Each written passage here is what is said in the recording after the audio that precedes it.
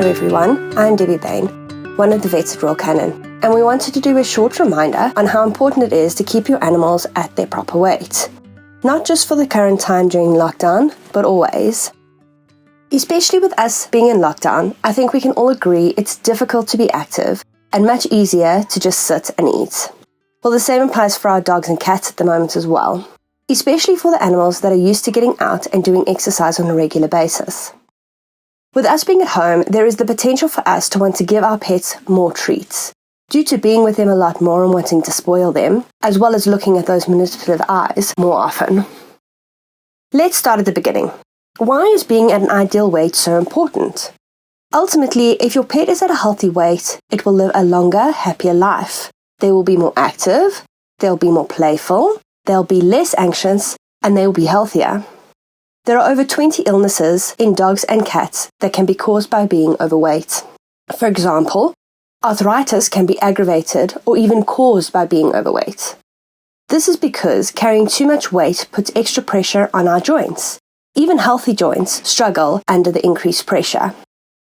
Liver disease, diabetes, and urinary tract diseases are just some of the other illnesses that can be aggravated by being overweight.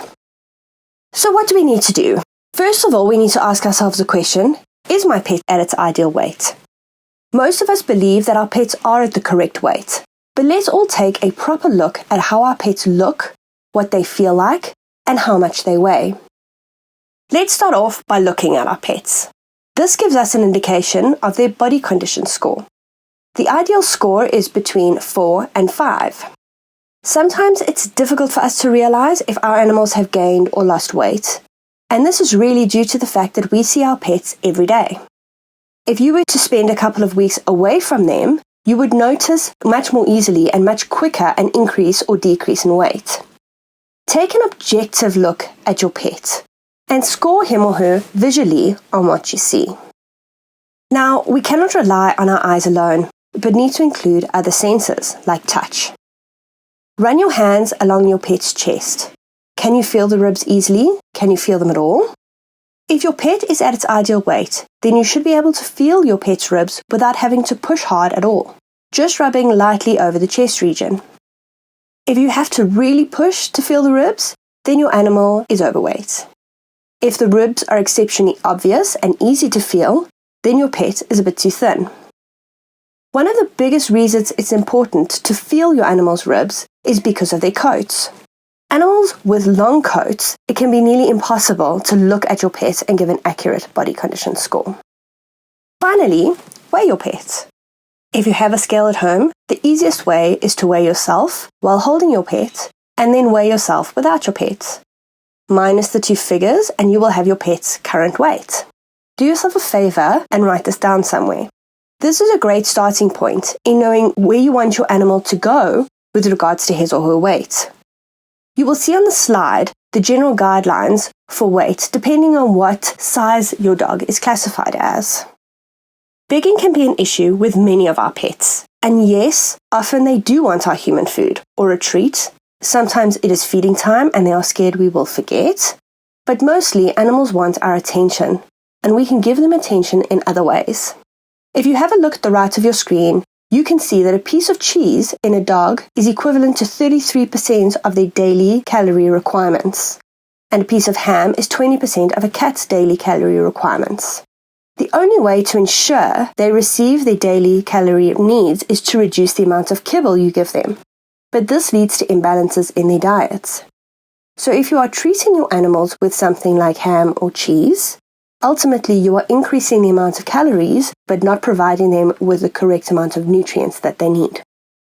If you wish to treat your pet during the day, or whenever you're at home really, rather choose healthy alternatives, like carrots, courgettes, rice cakes, or even keeping aside a certain amount of their kibble ration and treat them with this during the day. Again, remember a lot of the time our pets want our attention and not just treats. So go and play with your pet. Throw a ball, play a game of chase or tug-of-war. Grooming your pet is something that most pets absolutely love. It is time now to get creative in ways we can keep our pets active at home. Look for things around your house that can be used to keep your pet entertained. Cats Cats often love small, little fluffy balls to chase, but nothing can beat a good old box with a hole in it. Scratching posts, either vertical or horizontal, are great ways to ensure your cat can get out its frustration on what we would deem legal surfaces and not your furniture. You can use chipboard, old carpets, blocks of wood, anything really that you can find. For dogs, if you have a smaller yard or no yard at all, try mentally stimulate them. Get them to choose which hand has the treat in it. Make them use their sense of smell. You can set up a hide and seek for them with treats or toys. Remember to rotate their toys. Most animals, like children, get bored if their toys are left out and available to them all the time. Tug of war is a great game that does not require too much space. Good old fetch in a bigger garden or even down the passage, if need be, can also be done. So now we know why it is important for our pets to be at their ideal weight. How can we get them there or keep them there?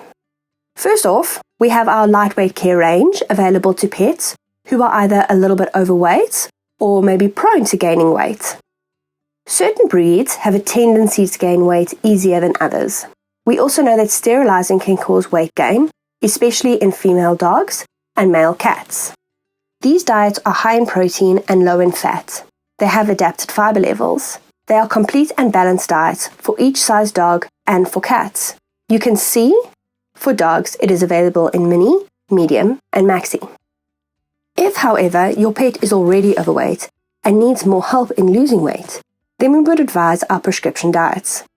Satiety. These diets are designed to allow you to feed your overweight pet their normal or even slightly higher amount of food without adding in the extra calories.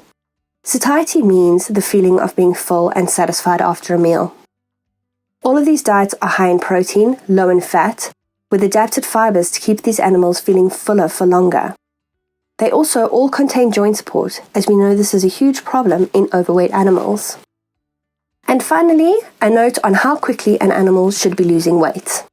We obviously want our animals to get to their ideal weight as quick as possible, but remember that's actually not always the best thing for them. Cats should not be losing more than 0.5 to 2% of their body weight per week. For dogs, it's slightly higher for the first 3 months at 1 to 3% per week and thereafter at 0.5% per week. If your animal is losing weight faster than this, it is probably an indication that they are losing muscle and not fat, and that's not what we want. Well, thank you all very much for joining us today, and if you have any queries, please do not hesitate to get hold of us on our website or Facebook pages. Goodbye.